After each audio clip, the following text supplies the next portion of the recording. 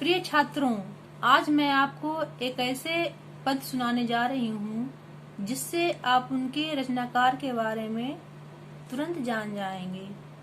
मानुष हो तो वही रसखानी, बसो ब्रज गोकुल गांव के ग्वारन। यह पद सुनते ही आपके मन में विचार आया होगा रसखान के बारे में। जी हाँ, बिल्कुल आपने सही समझा, यह पद रसखान का ही है। तो आइए हम लोग जानते हैं रसखान के बारे में। रसखान के जीवन के संबंध में सही सूचनाएं प्राप्त नहीं होती, परंतु उनके ग्रंथ प्रेम वाटिका 1610 ईस्वी में रचित से यह संकेत मिलता है कि ये दिल्ली के पठान राजवंश में उत्पन्न हुए थे और इनका रचनाकाल जहांगीर का राज्यकाल था। जहांगीर जो बादशाह अकबर के पुत्र थे। जब दिल्ली पर मुगलों का आधिपत्य हुआ और पठान वंश पराजित हुआ, तब वे दिल्ली भाग खड़े हुए और दिल्ली से भाग खड़े हुए, दिल्ली से आ गए ब्रजभूमि और ब्रजभूमि में आकर कृष्ण भक्ति में लीन हो गए। इनकी रचना से पता चलता है कि वैष्णव धर्म के गहरे संस्कार इनमें थे। अनुमान किया जाता है कि ये पहले रसिक प्रेमी रहे होंगे, बाद में अलौकिक प्रेम की ओर आकृष्ट हो गए। 252 वैष्णवन की वार्ता से यह पता चलता है कि गोस्वामी विठलनाथ ने इन्हें पुष्टि मार्ग में दीक्षा दी।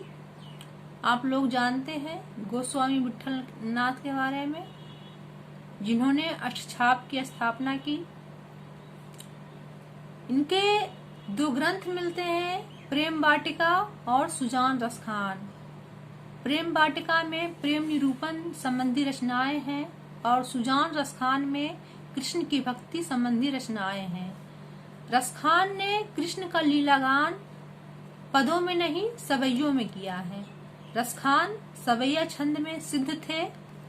जितने सरस, सहज और प्रवाहमय सवैये रसखान के हैं, उतने शायद ही किसी अन्य कवि के हों। रसखान का कोई ऐसा सवैया नहीं है जो उच्च स्तर का ना हो। उनके सवैयों की मार्मिकता का आधार दृश्यों और वाह्यांतर स्थितियों की योजना में है। वहीं रसखान के सवैयों के ध्वनि प्रवाह भी अपूर्व माधुरी में है। जैसे आपने अभी एक पंक्ति सुना था, मानुष हो तो ही रसखानी, बसो ब्रज गोकुल गांव के ग्वारन।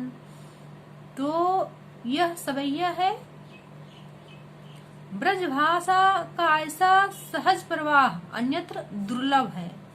रसखान सूफियों का हृदय लेकर कृष्ण की लीला पर काव्य रचते हैं।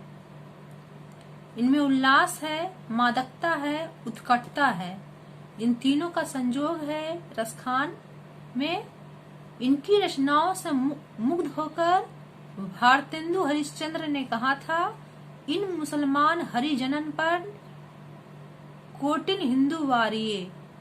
इन मुसलमान हरिजनन पर कोटिन हिंदू वारिये। रसखान को लेकर कहा था भारतेंदु हरिश्चंद्र ने।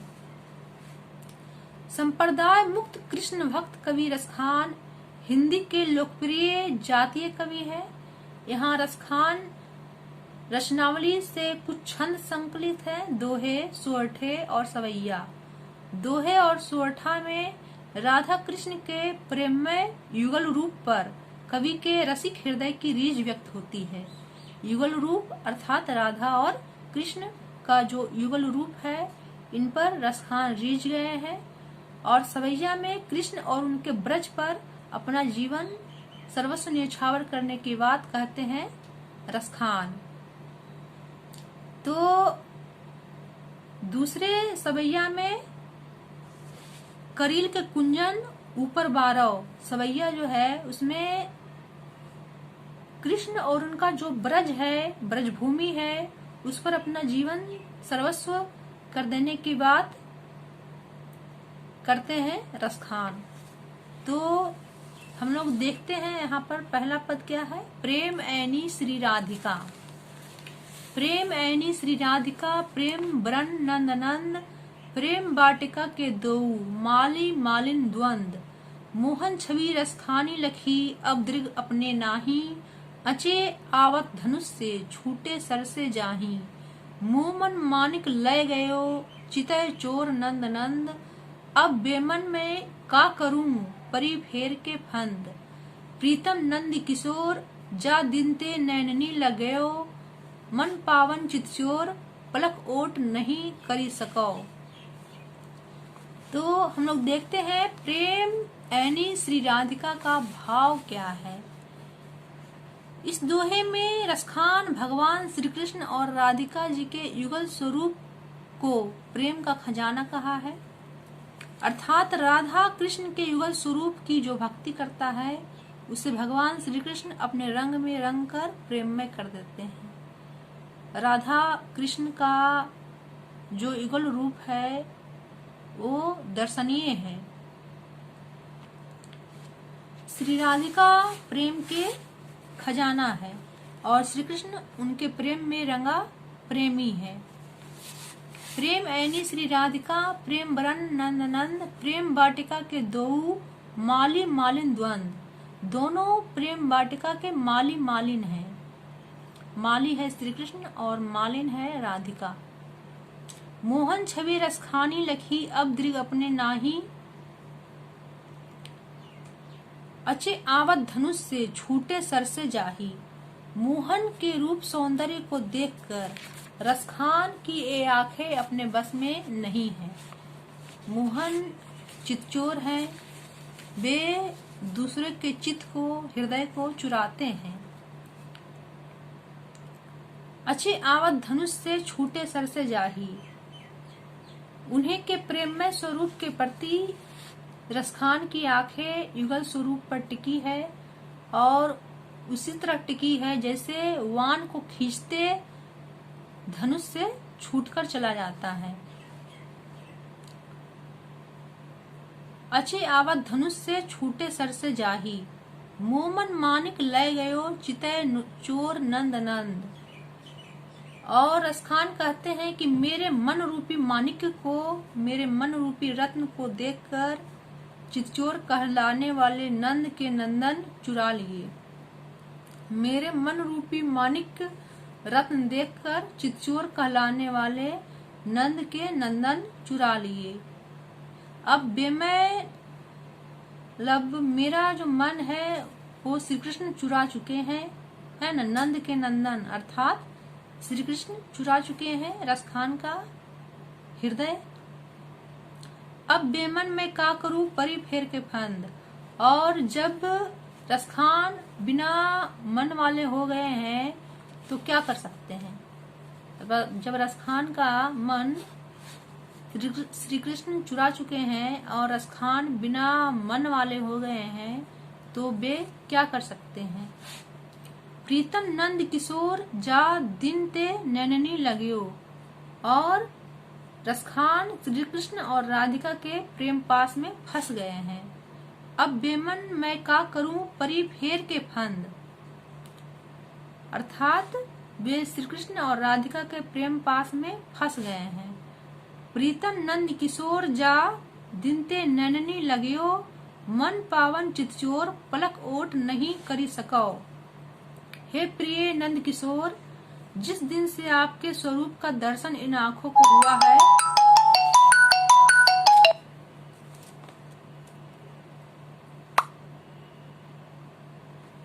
हुआ है, उस दिन से मेरा मन पवित्र हो गया है। हे चितचोर, मैं अपने पलकों को आपके छवि दर्शन से अलग ना कर सकूं, ऐसी मेरी इच्छा है।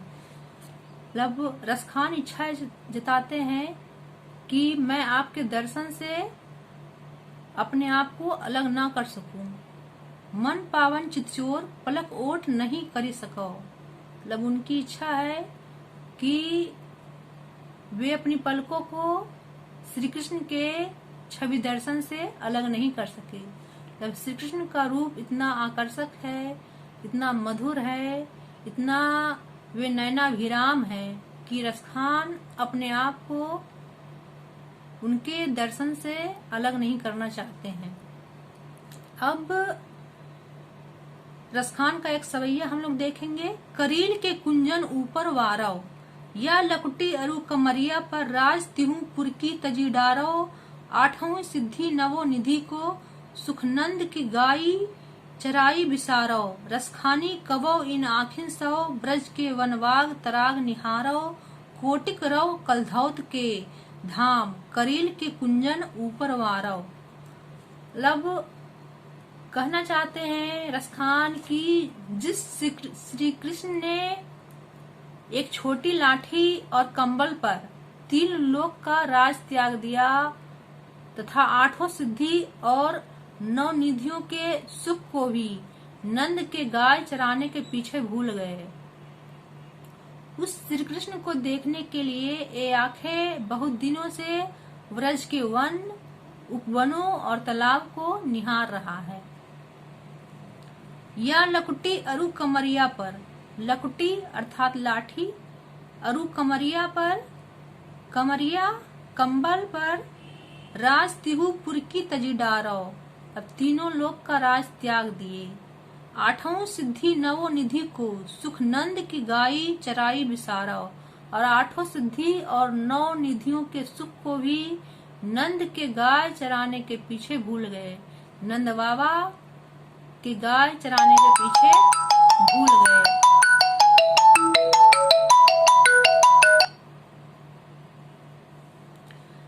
रस खानी कबो इन आखिन सौ, ब्रज के वनवाग तराग निहारव। कोटिक रव कलधौत के धाम, करील के कुंजन ऊपर वारव। उस श्री कृष्ण को देखने के लिए ये आंखें बहुत दिनों से व्रज के वन, उपवनों और तालाब को निहार रहा है, देख रहा है। कोटिक रव कलधौत के धाम, करील के कुंजन ऊपर वारव। उनके दर्शन हेतु इंद्र के करोड़ों स्वर्ग को प्रेम वाटिका स्वरूप भगवान श्री कृष्ण के ऊपर बलिदान कर दूं, ऐसी उनकी अभिलाषा है। तो इंद्र के करोड़ों स्वर्ग को प्रेम वाटिका स्वरूप भगवान श्री कृष्ण के ऊपर बलिदान कर दे, ऐसी रसखान की अभिलाषा है। धन्यवाद।